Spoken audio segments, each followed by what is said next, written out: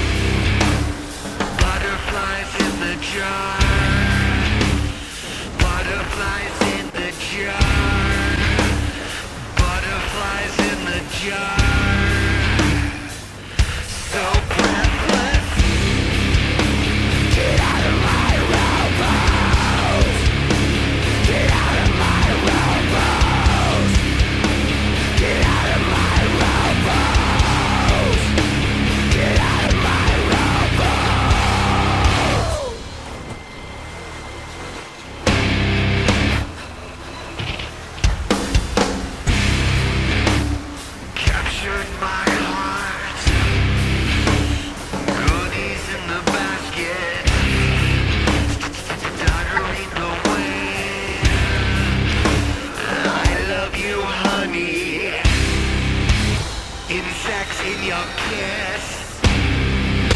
Insects in your kiss. Insects in your kiss. You are my sunshine. Get out of my rowboat. Get out of my rowboat. Get out of my rowboat. Get out of my rowboat. Get out of my rowboat. Get out of my rowboat.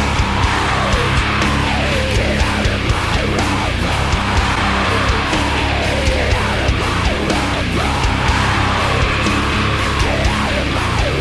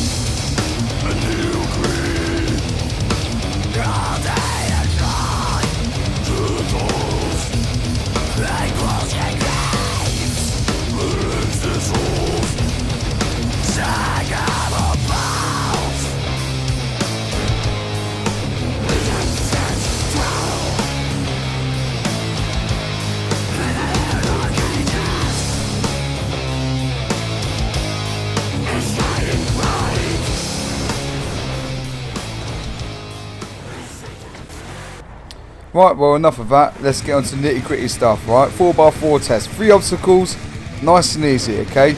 All they have to do is get over these buses in order to complete the first stage of this challenge. But not all vehicles do actually manage to make it. I know for a fact that the Insurgent definitely does not manage to make it up here. I mean, it's predominantly vehicles that have a flat front, and I think that these vehicles do have a flat front, hence the reason why you're seeing the footage and not making it up the first bus. But then again, there are very few vehicles that do manage to get up here, such as a monster truck or the Dominator. Just to let you guys know, I didn't create this tracking specifically for the 4x4 test. I found this in a playlist.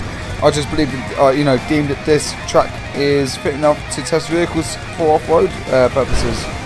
And it's proven to be difficult for some vehicles, especially these two in particular.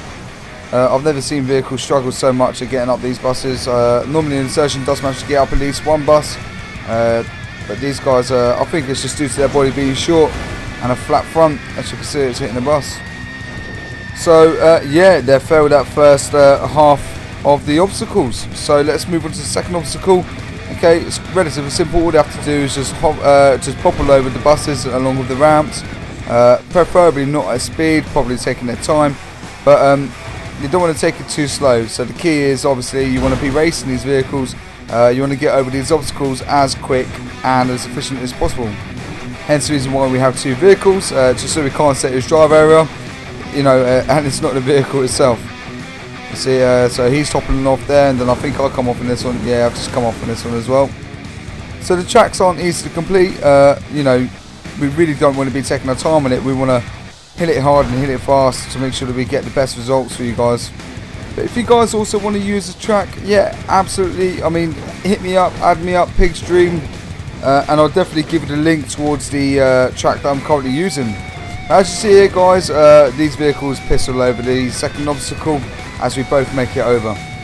Now moving on to the third obstacle. With this obstacle is that you've got gaps in between the two, so there's no buses this time, and you want to hit it as hard and as fast as possible. And as you can see, this vehicle hits it straight away.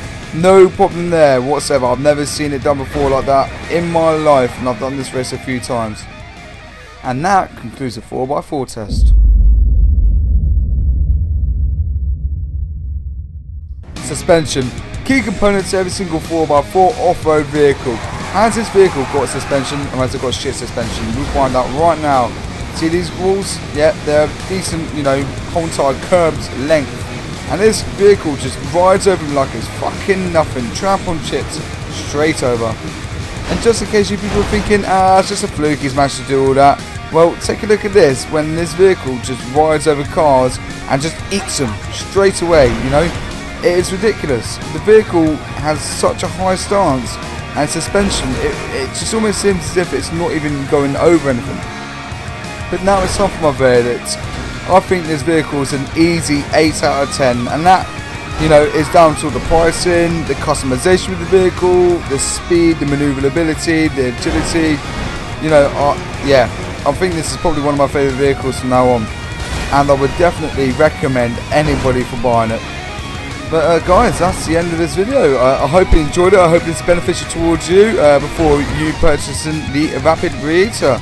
And yeah, look out for more GTA 5 content.